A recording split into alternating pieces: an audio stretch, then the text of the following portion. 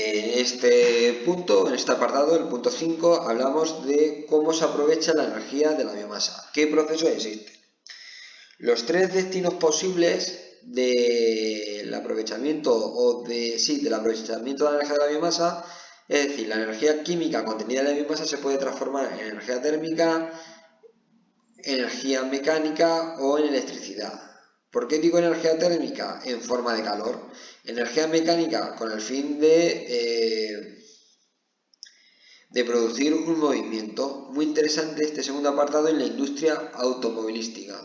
Y luego, por último, la obtención de la electricidad.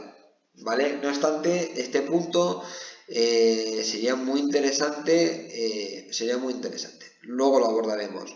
En primer lugar, la energía térmica, bueno, pues hay que decir que el calor, es decir, cuando nosotros quemamos la biomasa, bueno, pues ese calor es generado gracias a un proceso termoquímico. ¿Qué proceso termoquímico es el más extendido? Aunque hay otros, que luego veremos, como la gasificación o la pirólisis, la combustión. La combustión no deja de ser un proceso donde se mezcla el combustible, que en este caso es biomasa, con una cantidad en exceso de oxígeno con el fin de producir la combustión, ¿vale? Es decir, la quema de la biomasa. Existen diferentes niveles que yo he encuadrado dentro del nivel doméstico y el nivel industrial. En el nivel doméstico, el aprovechamiento de la biomasa en energía térmica puede ser de dos formas, a través de estufas, que bueno, pues potencian hasta 3 kilovatios. Estufas convencionales, antiguamente eran estufas de leña, estufas de carbón, pues ahora existen, en el siglo XXI ya que estamos, hay estufas de biomasa que bueno, pues pueden ser muy interesantes desde el punto de vista energético. No obstante, ¿qué pasa con una estufa? Que claro, solamente te va a calentar o vas a obtener un confort térmico en el habitáculo donde se encuentre la estufa. Por eso hay que hablar también de calderas de biomasa. Estas calderas de biomasa a nivel doméstico permiten conseguir ya potencias ya considerables, potencias hasta 100 kilovatios. Es decir, son potencias que nos permiten calentar una casa, por ejemplo, una potencia térmica de unos 70 kilovatios ya sería una potencia razonable pues para calentar una casa. ¿Una caldera qué va a calentar? O una caldera va a calentar agua. ¿Para qué? Pues bueno, pues para obtener ACS. ¿Qué son estas siglas? ¿Qué significan ACS? Pues significa agua caliente sanitaria.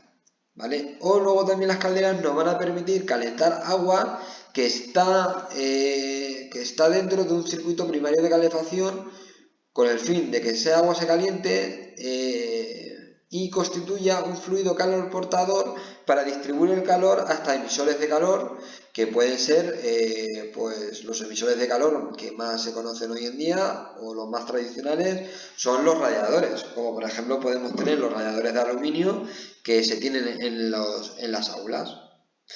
Ya dejando el nivel doméstico, pasando al nivel industrial, la biomasa puede quemarse en calderas de gran tamaño. Ya no estamos hablando de 100 kilovatios, estamos hablando de más kilovatios.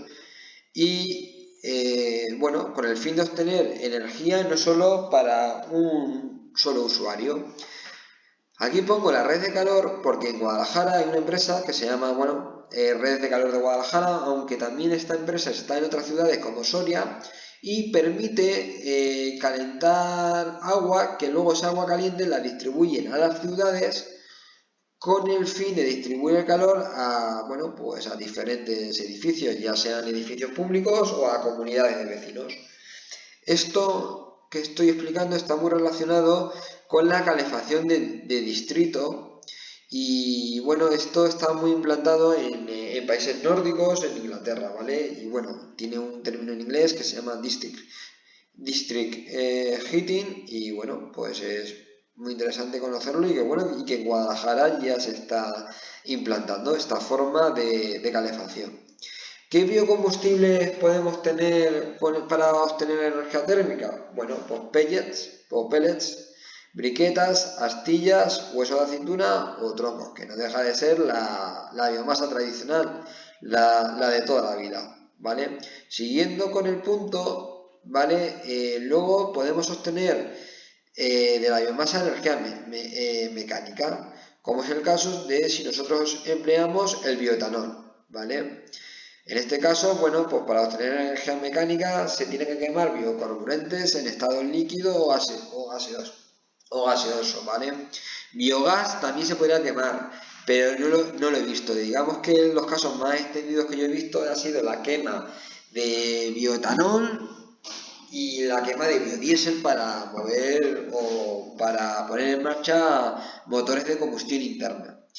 Sería muy interesante que en vuestro cuaderno de bitácoras investiguéis el uso de la industria automovilística en Brasil y si utilizan bioetanol, ¿vale? O qué biocarburantes se utilizan para mover los coches, sobre todo en Brasil.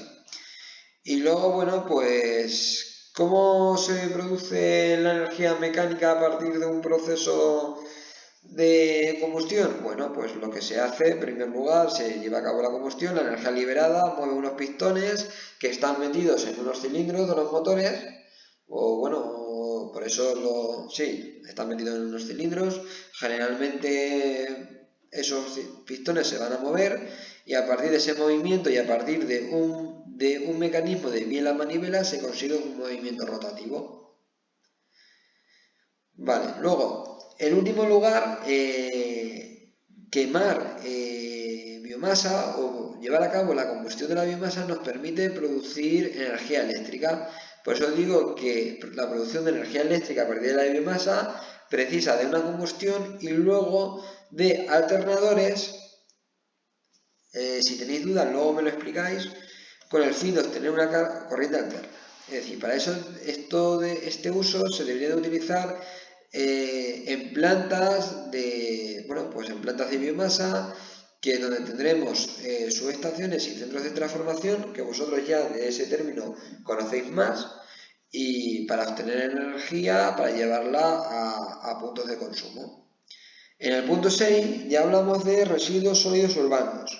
Actuaciones para, en este punto, que lo veremos a continuación, hablaremos de cómo llevar a cabo la eliminación de los residuos sólidos urbanos.